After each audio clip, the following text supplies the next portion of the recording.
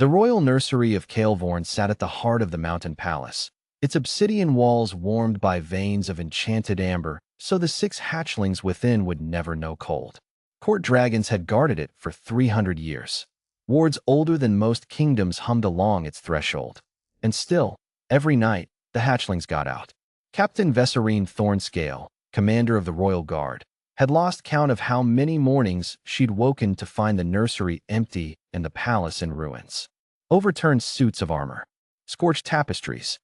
A hatchling named Pip once got as far as the royal treasury and fell asleep inside a pile of gold, and it had taken 4 guards and a bribe of honeyed mutton to coax him out. The wards were not broken. That was the maddening part. Dragon mages swore the nursery's seals were intact, humming with power, utterly impenetrable to anything with claws or wings. And yet 6 2-foot-tall reptilian menaces kept slipping through like smoke through a keyhole. Nobody suspected the janitor. His name was Tomas Ward, no relation to the wards themselves, though the guards had made that joke exactly once and then never again, because Tomas hadn't laughed and the silence that followed was somehow worse than being yelled at. He was a broad, quiet man who mopped the nursery floors at dusk, oiled the hinges, and left before the hatchlings' evening feeding. He had worked in the palace for 6 years. Nobody remembered hiring him. Nobody could quite recall a conversation with him longer than good evening.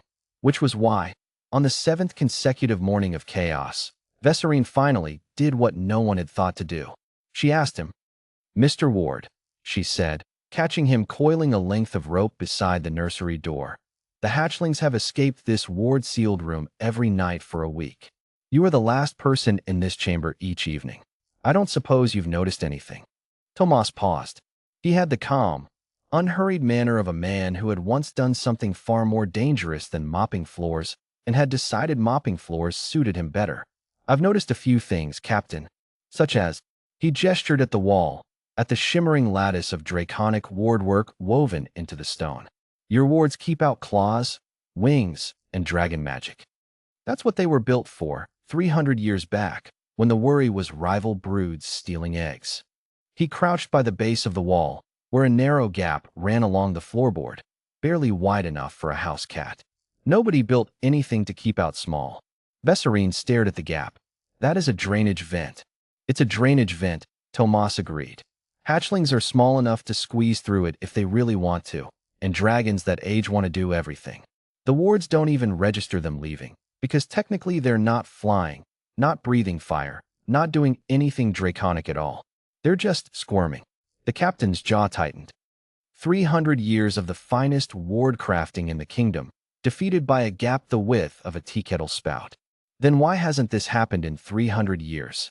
Because in 300 years, nobody's raised 6 hatchlings in the same clutch at once, Tomas said. One lonely hatchling sleeps. 6 hatchlings egg each other on. The bold one goes first. The rest follow so they don't get left behind. And by the time your guards notice, they're halfway to the treasury. Vesserine looked at him for a long moment. "You worked this out." "In a week." "I worked this out the first night," Tomas said. "I just didn't think anyone would ask." That, more than anything, unsettled her.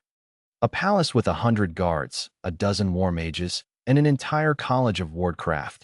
And the answer had been sitting in a bucket of mop water the whole time, waiting to be asked a question. "Why didn't you report it?" Tomas shrugged. And for just a moment something moved behind his calm.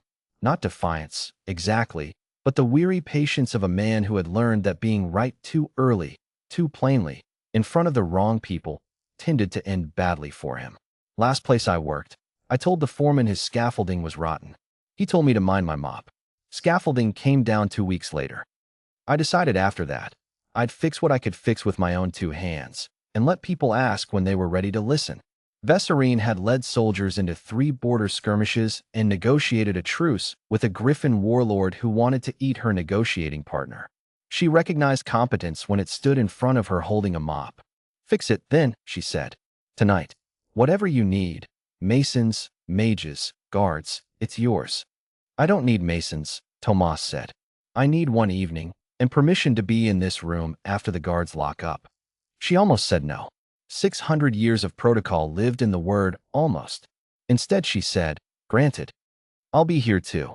That evening, Vesserine watched Tomas work, and it was nothing like she expected. He didn't summon a mage. He didn't requisition stone.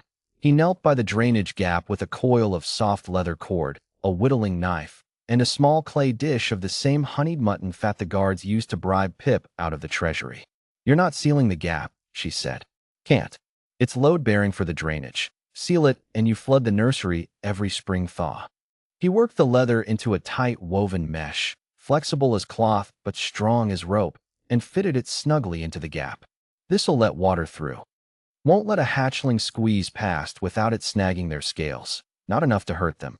Just enough to wake them up and make noise."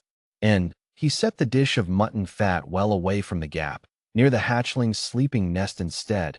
If they do wake hungry in the night, there's a reason to stay put that doesn't involve robbing the treasury. Vesserine crossed her arms.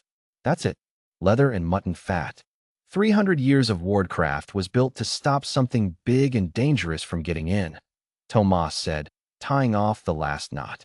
"You needed something built to notice something small and curious trying to get out. Different problem. Doesn't need a bigger hammer. Needs a smaller nail." He gathered his tools, gave the nest a final glance. The 6 hatchlings curled together in a heap of gold and green scales, Pip's tail twitching in his sleep, and made to leave. "Wait," Vesserine said. She found, to her own surprise, that she didn't want him to simply vanish back into the palace's woodwork the way he apparently had for 6 years. "The royal guard doesn't usually take instruction from janitorial staff, but we don't usually get outthought by one, either. What were you before this?" Tomas considered the question the way he considered everything, slowly, like there was no version of hurrying that would improve the answer. "Somebody who built things for people who never asked how they worked, until the day they broke, and everybody wanted to know why nobody warned them. I got tired of that day. Mopping floors, nobody blames you when the roof falls in. But nobody thanks you for noticing the crack, either." "I'm thanking you," Vesserine said. "I noticed," Tomas said, and something that might have been the beginning of a smile crossed his face before he shouldered his mop and walked out into the corridor, leaving the captain alone with 6 sleeping dragons and a length of woven leather that had done what 3 centuries of magic could not. The hatchlings did not escape that night, or the next. On the 3rd morning, Vesserine found Pip tangled harmlessly in the leather mesh, chirping with indignation, having woken the entire nursery with his noise and eaten his way through the dish of mutton fat rather than push further. She promoted Tomas that afternoon, not to the guard, which he declined with the same unhurried calm he did everything, but to Master of Ward Works, a title invented on the spot, because no existing one fit a man who solved 300-year-old problems with a knife, some leather, and the plain willingness to ask what nobody else had thought to ask. He kept mopping the nursery floors himself, some evenings. "Habit," he said. The hatchlings had taken to sleeping closer to the door those nights, in a small warm pile, waiting for the sound of his bucket. Word got around the palace slowly, the way it always did with quiet men, not in one grand telling, but in 100 small ones, guard to guard, until even the dragon mages of the college admitted, grudgingly, over spiced wine, that the human who cleaned their floors had solved what their spell work could not. Nobody in Kael'vorn ever built a wall to keep something small and curious contained again, without first asking the man who'd noticed that the biggest magic in the world will always miss the gap the width of a tea kettle spout.